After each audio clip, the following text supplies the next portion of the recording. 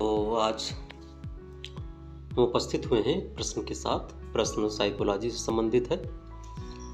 प्रश्न आप देख रहे हैं। A 30-year-old male patient complains of an intense overwhelming fear of driving a bike. एक 30 साल का मेल पेशेंट है। उसकी कंप्लेंट ये है कि उसके पास एक intense overwhelming fear driving a bike.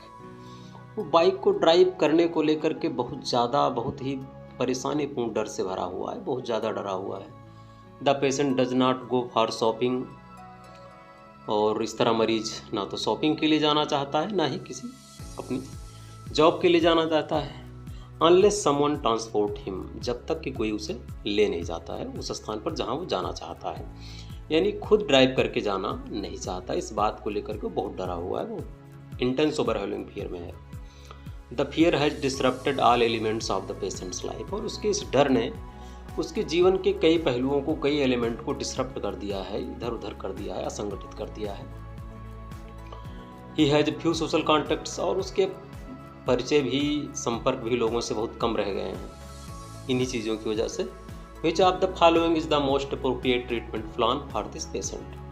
आपको बताना यह है कि नीचे दिए गए 4 ऑप्शंस में से अप्रोप्रिएट ट्रीटमेंट प्लान क्या होगा पेशेंट के लिए, यानी पेशेंट को कौन सी साइकोलॉजिकल थेरेपी दी जा सकती है। नीचे दिए गए विकल्पों में से आपको तय करना है। फर्स्ट है फ्लडिंग, सेकंड है असर्टिवनेस ट्रेनिंग, और थर्ड है सिस्टमेटिक डिसेंसिटाइजेशन, और फोर्थ है रेमिनिसेंस थेरेपी। क्या है फ्लडिंग, क्या है असर्टिवनेस ट्रेनिंग, सिस्टमेटिक डिसेंसिटाइजेशन या रेमिनेंस थेरेपी, आइए इन पर एक नज़र डाल लेते हैं, जिससे आपको प्रश्न का उत्तर समझने में, सेलेक्ट कर पाने में थोड़ा आसानी हो जाए। फर्स्ट है flooding. Flooding therapy also known as exposure therapy. Flooding therapy एक ऐसी थेरेपी जिसे एक्सपोजर थेरेपी के रूप में भी जाना जाता है। कि जो साइकोलॉजिकल ट्रीटमेंट टेक्निक, एक साइकोलॉजिकल ट्रीटमेंट टेक्निक है used to help individuals confront and overcome their fears और एंग्जाइटीज, जिसकी मदद से कोई भी इंडिविजुअल कन्फ्रंट कर सकता है, फेस कर सकता है, एंड ओवरकम, चीज़ों को मिटा सकता है पूरी तरह से, इन चीज़ों को, देयर फियर्स एंड एंग्जाइटीज, अपने डर और चिंताओं को पूरी तरह से इरेज कर सकता है, ओवरकम कर सकता है, फेस कर सकता है इस टेक्निक की मदद से। It involves exposing the person to the feared object और situation in a controlled and gradual manner. और इस टेक्निक में किसी भी पर्सन को, जो इंडिविजुअल इन चीज़ों को लेकर के परेशान होता है, उसे एक्सपोज किया जाता है, इस टेक्निक में लाया जाता है टू द फियर्ड ऑब्जेक्ट और situation in a controlled and gradual manner. जिन सिचुएशन, जिन ऑब्जेक्ट को लेकर के वो फियरफुल है, डरा हुआ है, उन्हीं चीज़ों के संपर्क में उसे लाया जाता है इन कंट्रोल्ड एंड ग्रेजुअल मैनर। एक नियंत्रित और धीरे धीरे होने वाले प्रोसेस के तरीके से, मतलब अचानक नहीं लाया जाता, उसे नियंत्रित तरीके से और आसान तरीके से लाया जाता है। Without allowing them to escape और अवॉइड इट। पर इस प्रक्रिया में उसे इस टेक्निक में से भागने की या इसे छोड़ पाने की इजाज़त नहीं होती है। उसे उसमें शामिल होना ही होगा। इस बात के लिए वो फोर्सफुल होता है। The goal is to desensitize the individual to the fear or anxiety by repeatedly exposing them to the trigger until their emotional response diminishes. गोल क्या है इस टेक्निक का पेशेंट या ऐसी समस्याओं से ग्रसित लोगों के प्रति? गोल है टू डिसेंसिटाइज, कि जो सेंसिटाइज है, ज़्यादा संवेदनशील है कुछ चीज़ों को लेकर के, उसे डिसेंसिटाइज कर दिया जाए, यानी उसके सेंसिटाइजेशन को कम कर दिया जाए। द इंडिविजुअल, व्यक्ति की, टू द फियर, जो फियर को लेकर के है, एंग्जाइटी को लेकर के है। कैसे? बाई रिपीटेडली एक्सपोजिंग देम, उससे रिपीटेडली एक्सपोज किया जाता है, यानी कि जिन समस्याओं, जिन ऑब्जेक्ट को लेकर के वो भागता फिरता है, डरता फिरता है, उन्हीं के संपर्क में उसे बार बार लाया जाता है। टू द ट्रिगर, और उससे बार बार ट्रिगर होना पड़ता है, अपने आप को उनसे तालमेल बनाने की कोशिश करनी पड़ती है। कब तक? अनटिल दियर इमोशनल रिस्पॉन्स डिमाइनेसेज, उन चीज़ों, उन वस्तुओं को लेकर के जो उसका इमोशनल रिस्पॉन्स था, जब तक वो डिमाइनिस नहीं हो जाता है, कम नहीं हो जाता है, तब तक ये प्रक्रिया उसके साथ जारी की जाती है। This approach aims to help the person learn that their fear is irrational and that they can tolerate the discomfort associated with the trigger. और इस अप्रोच का, इस दृष्टिकोण का जो उद्देश्य है वह है पर्सन की हेल्प करना, किन चीज़ों में, लर्न करना, सिखाना। क्या सिखाना? That their fear is irrational, कि उसका जो डर है बिना मतलब का है, गैर उपयोगी है।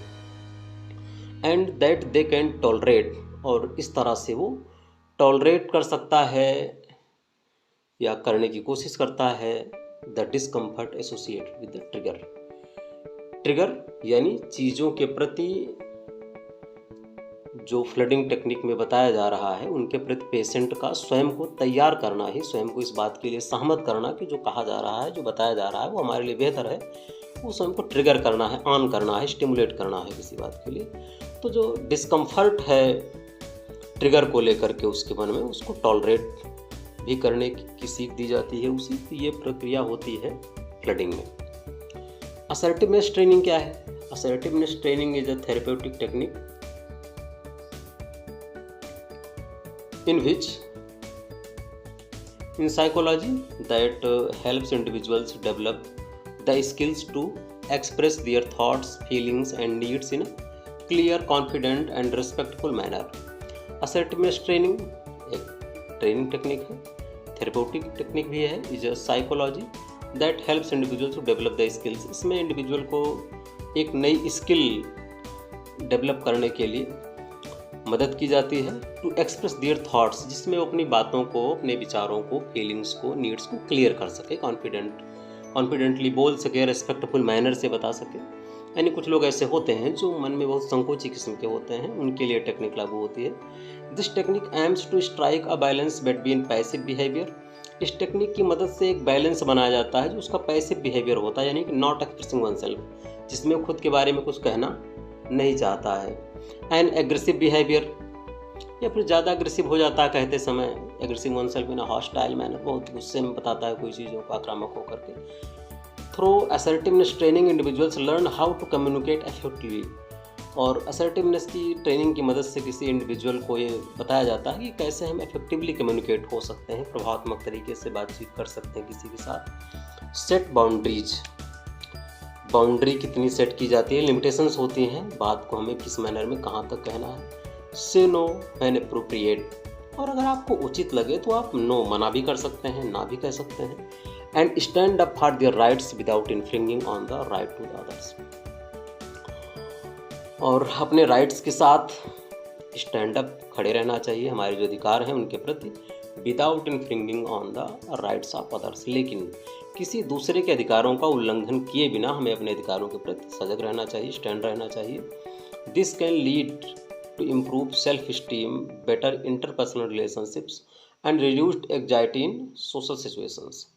और ये चीज़ें this can lead improved self esteem, इससे पेशेंट में सेल्फ स्टीम की भावना, आत्मसम्मान की भावना इम्प्रूव होती है, बेटर इंटरपर्सनल रिलेशनशिप बना सकता है वो, and reduced anxiety in social situations. और समाज में जो अपने आप को अभिव्यक्त कर पाने की या कह पाने की संकुची किस्म का जो स्वभाव होता है वो अभी धीरे धीरे डिमाइनिश हो जाता है, कम हो जाता है। तो ये तो रहा असर्टिवनेस ट्रेनिंग। तीसरा है systematic desensitisation. Systematic desensitisation is a therapeutic technique used in psychology to treat phobias. इसमें भी फोबिया यानी डर, एग्जाइटी, चिंता या फियर, जिस तरह का भय उत्पन्न होता है उसको, इन सब चीज़ों को मैनेज करने के लिए ये टेक्निक अपनाई जाती है। It is based on the principles of classical conditioning and involves gradually exposing the individual to the feared object or situation while pairing it with relaxation techniques. It is based on the principle of classical conditioning। आपने classical conditioning पढ़ा होगा, जाना होगा। Even Pavlov का एक सिद्धांत था जिसमें वो बात करते हैं, एक डॉग को एक बेल के आवाज़ के साथ को रिलेट करने की कोशिश करते हैं, जिसके बाद उसमें सलाइवेशन होने लगता है बेल बजते ही। तो उस थ्योरी पर काम होता है इसमें, या उस थ्योरी की मदद ली जाती है सिस्टमेटिक डिसेंसिटाइजेशन करने में। होता क्या है कि ये फोबिया ट्रीट करता है एग्जाइटी और फियर को। It is based on principle of classical conditioning and involves gradually exposing the individual. इसमें व्यक्ति को धीरे धीरे उस फियर्ड ऑब्जेक्ट के संपर्क में लाया जाता है, जिन चीज़ों से वो डरता रहता है, जिन सिचुएशन से डरता रहता है, उसमें उसको धीरे धीरे लाया जाता है। ऊपर आपने अभी देखा था फ्लडिंग में, इसमें भी बात घुमा फिरा करके ये फियर और एंग्जाइटी को ओवरकम करने को ही हो रही थी। लेकिन यहाँ आप देखते हैं कि थर्ड लाइन के लास्ट में है कि विदाउट अलाइंग देम टू एस्केप और अवॉइड। इसमें वो किसी भी तरह से इस प्रक्रिया से भाग नहीं सकता है या दूरी नहीं बना सकता अगर इसमें शामिल हो गया है तो। लेकिन सिस्टमिक डिसेंट्राइजेशन में आप देखें तो ग्रेजुअली उसे एक्सपोज किया जाता है फियर्ड ऑब्जेक्ट या सिचुएशन के साथ, while pairing it with relaxation techniques, और उसके रिलैक्सेशन टेक्निक्स के साथ पेयर किया जाता है। यानी कि किस बात में कितना आराम से वो सहज हो पाता है, कंफर्ट फील कर पाता है, उतना ही उसे संपर्क में लाया जाता है उन चीज़ों के, उससे ज़्यादा नहीं लाया जाता है। और यहाँ उसे ज़बरदस्ती शामिल होने की या दूरी ना बना पाने की कोई बाध्यता भी नहीं होती है। The goal is to replace the excess response with the relaxed one. इस गोल को धीरे धीरे रिप्लेस कर दिया जाता है excess response with the relaxed one. जिन चीज़ों में वो एक्सेस था, ज़्यादा चिंतित था या चिंतापूर्ण रिस्पॉन्स देता था, उसमें रिलैक्स कर पाना ही गोल है इस सिस्टमेटिक डिसेंसिटाइजेशन का। नेक्स्ट है रेमिनिसेंस थेरेपी। ये एक ऐसी थेरेपी है जो थेरेप्यूटिक अप्रोच रखती है, खास करके साइकोलॉजी में, पार्टिकुलरली विद एल्डरली इंडिविजुअल्स। ये विशेष तौर पर जो वृद्ध लोग हैं, बुजुर्ग लोग हैं, उनके लिए लागू की जाती है। To enhance their psychological wellbeing and quality of life. ये उनके मनोवैज्ञानिक भलाई कह सकते हैं, कल्याण के लिए होती है, और उनकी क्वालिटी ऑफ लाइफ, जीवन की गुणवत्ता को और बेहतर करने के लिए लागू की जाती है।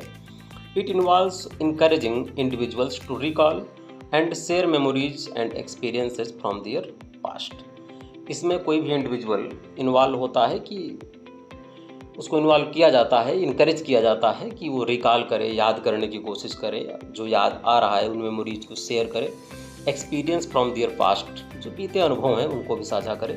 This process can take various forms. इस प्रोसेस में कई सारे रूप हैं इस प्रोसेस के जो लागू किए जाते हैं, इंक्लूडिंग डिस्कशन किया जाता है व्यक्ति से उसकी बीती हुई बातों के बारे में, बीती हुई ज़िंदगी के बारे में। स्टोरी टेलिंग, कहानियों के माध्यम से उसे कुछ बताने या रिकॉल करने की कोशिश करवाई जाती है। लुकिंग एट ओल्ड फोटोग्राफ्स, उसे पुराने फोटोग्राफ दिखाए जा सकते हैं। और engaging in activities that trigger memories, या फिर उसे किसी एक्टिविटी में, किसी क्रियाकलाप में एंगेज किया जाता है जिनकी वजह से उसकी कोई मेमोरी ट्रिगर हो जाए, यानी अचानक कुछ करते समय उसे कोई चीज़ याद आ सकती है। इस बेस पर उसे उस काम में डाला जाता है। तो प्रश्न आप दोबारा देख लें और आप तय करें चीज़ों को पढ़ करके, समझ करके, कि इनमें से किस ऑप्शन को सेलेक्ट करना इस समस्या वाले पेशेंट के लिए बेहतर होगा। इसमें 30 ईयर ओल्ड का मेल पेशेंट बाइक ड्राइविंग को लेकर बहुत इंटेंस और ओवरवेलमिंग फेयर में है। That's all. Wait for your answer.